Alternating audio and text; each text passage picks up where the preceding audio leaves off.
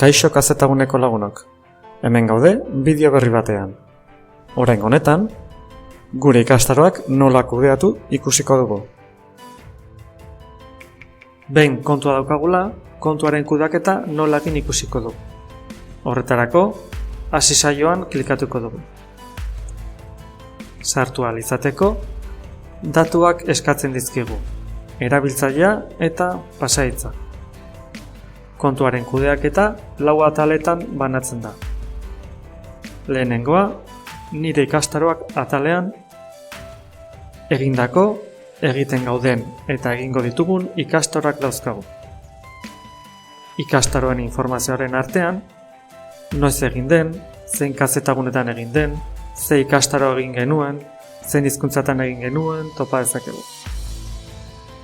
Gogoratu beharra dago, ikastaroak egin ondoren, inkesta bat bete beharra dagoela. Horretarako, egindakoak begiratuko ditugu.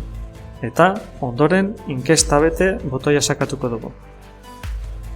Hurrengo atalean, datu pertsonalak aldatu, erregistroa egiteko garaian erabilitako datuak aldatu daitezke.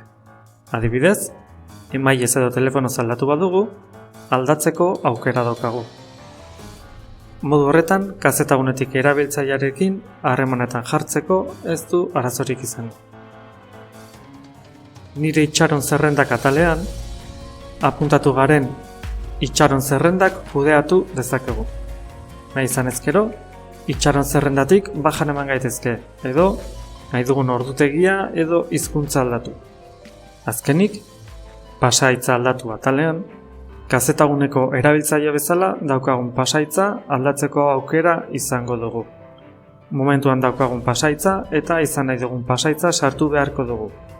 Azkeneko hau 2 aldiz. Ederki, hauxe izan da guztia.